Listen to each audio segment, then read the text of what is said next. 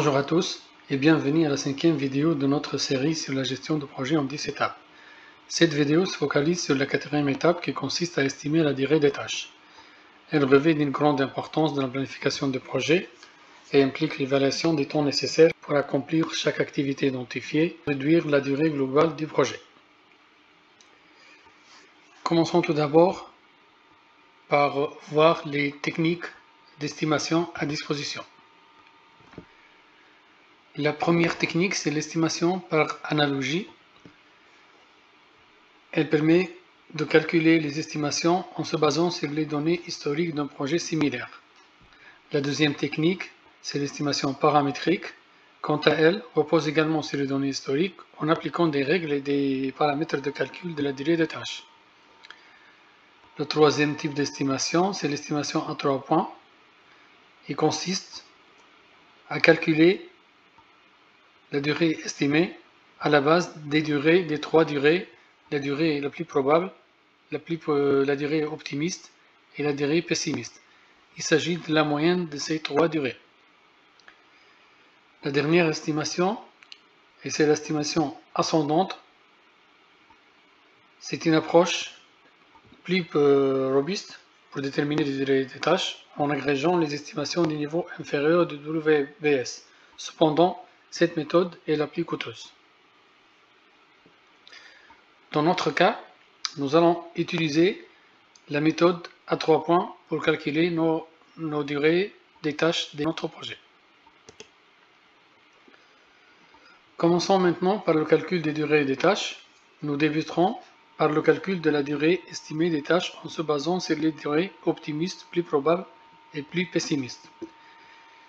J'ai répertorié toutes les tâches identifiées dans un tableau avec leurs durées respectives ainsi que la durée estimée.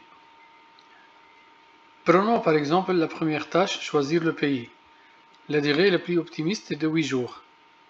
Celle probable 10 jours et la plus pessimiste est de 12 jours, ce qui nous donne en moyenne une durée estimée de 10 jours. Cette formule est appliquée à toutes les autres tâches afin de calculer leur durée.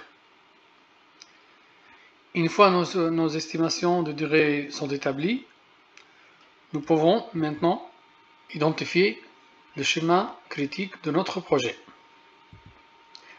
Un petit rappel sur le schéma critique, c'est le parcours le plus long du projet et les tâches qui le composent sont appelées tâches critiques. Il est important de noter à ce stade qu'une tâche critique n'est pas nécessairement la plus difficile ou la plus coûteuse, mais elle nécessite une attention particulière du fait qu'elle se trouve sur le chemin critique. Donc toute modification sur ces tâches critiques en termes de durée implique automatiquement la durée du projet. Revenons à notre projet d'ouverture d'une nouvelle agence. Comme vous voyez, le chemin le plus long, marqué en rouge, nous conduit à une durée de projet de 72 jours. Bon, pour notre cas, on a utilisé donc la méthode de chemin le plus long pour identifier le chemin critique. Il existe d'autres méthodes qui se basent sur les marges totales des tâches. Bon, je vais réaliser une vidéo ultérieure qui sera consacrée à ce sujet, c'est-à-dire les marges totales et les marges libres des tâches. Une fois la durée estimée du projet est calculée, la prochaine étape consiste à renforcer la sécurité en ajoutant une marge de sécurité. L'objectif à ce stade est de garantir le succès du projet. Nous ajoutons une marge de sécurité également appelée marge de contingence au niveau du schéma critique. Une astuce aussi à noter concernant cette marge, il est préférable de l'ajouter aux tâches critiques plutôt que de manière séparée. Par exemple, si on a un projet de 20 jours et que nous ajoutons 5 jours de marge, il est conseillé de les répartir sur les tâches critiques plutôt que de les regrouper en fin de projet. Donc, passons maintenant à calculer les durées maximales ou les durées au plus pures de nos tâches critiques. Donc, pour choisir le pays par exemple, on va changer la durée des tâches pour ajouter 2 jours. La deuxième, on ajoute 6 jours. La troisième, 8 jours. Plutôt 4 jours. Et la quatrième, 14 jours. Ce qui nous amène à une durée de projet de 88 jours comme scénario le plus pur. Déduisons ensemble maintenant la durée la plus sûre de notre projet. Comme durée estimée, on a trouvé 72 jours. Comme durée au pire, 88 jours. La durée la plus sûre possible, c'est la moyenne entre les deux valeurs, c'est le 80 jours, avec une marge de sécurité de 8 jours. L'étape suivante est d'ajuster la durée des tâches sur le chemin critique pour les aligner avec la durée la plus sûre du projet.